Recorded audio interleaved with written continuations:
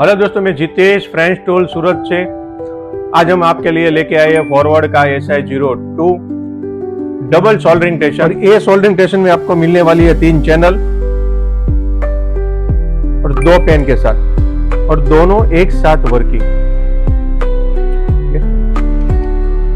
और यहाँ से अपन वर्क मोड, टेम्परेचर यूनिट अपने हिसाब से कस्टमाइज करनी है तो अपन कर सकते हैं।